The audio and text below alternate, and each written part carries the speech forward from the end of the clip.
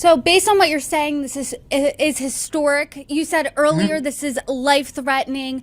If you're in the LA County area, what should you be doing to guard yourself from this life-threatening flooding? Well, it's certainly the number one thing is to stay off the roads if you can.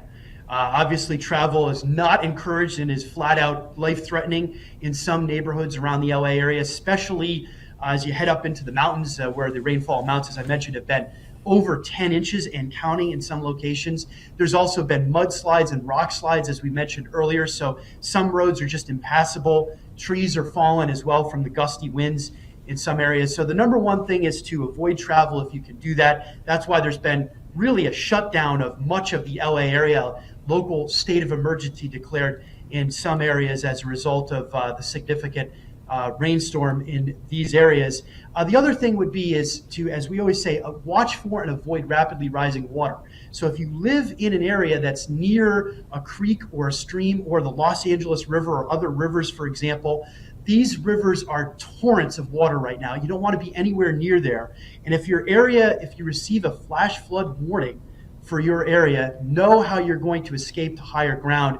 That's really important because sometimes in these areas you may not have a lot of time to react as that water can come up very quickly. And sometimes people that are caught off guard by flash flooding always remark how quickly that water can rise, especially in a situation like that. The other thing, just to emphasize again, is the issues around travel. So many fatalities in these types of flash flood situations are as a result of people who are traveling because they maybe need to go from point A to point B. They need to go to work. They need to pick up a family member. We understand that people have very legitimate reasons to travel, but even 6 inches of fast flowing water is enough to dislodge a car and send it down one of these dry washes or creeks or streams.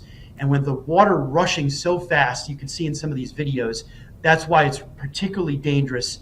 And we want to encourage everybody to stay way away from any waterways. All of these variables really sound like a dangerous medley, a dangerous concoction. As a Right. meteorologist, what gives you the biggest red flag here? Is it the mudslides, the power outages, the flooding, heavy rainfall, or the heavy winds?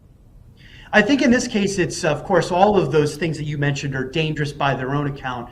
But in this scenario, it's the rainfall. It's not only the amounts, which have been, as I mentioned, historic in a lot of cases, but it's how fast the rain is falling.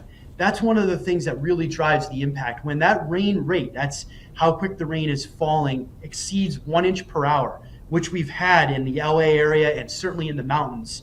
That's just too much rainfall falling too fast, too furious, and that's where these dangerous impacts can really quickly mount, and people who are unprepared can be caught off guard. So that's the issue. In a lot of scenarios that we see here is in this part of the country, many of these dry washes and other waterways, Brittany, they might be for much of the year, no water's flowing at all, except in these situations when you do get heavy rain, they turn into torrents. And that's where we have many of these issues with flash flooding impacts. So that's of most concern, and especially where that happens overnight. So look out tonight in the Los Angeles area, in that whole area south toward San Diego. That's where we think that there will be repeated rounds of heavy rainfall and more flash flooding concerns on the way. And by the way, this whole system moves east to Nevada, including the Las Vegas area, and Arizona, including Phoenix, as we head into the next couple of days. So the flash flooding concerns, although the rainfall amounts may not be as high as what we've been dealing with here, there's still going to be heavy rainfall in a short period of time and flash flooding concerns.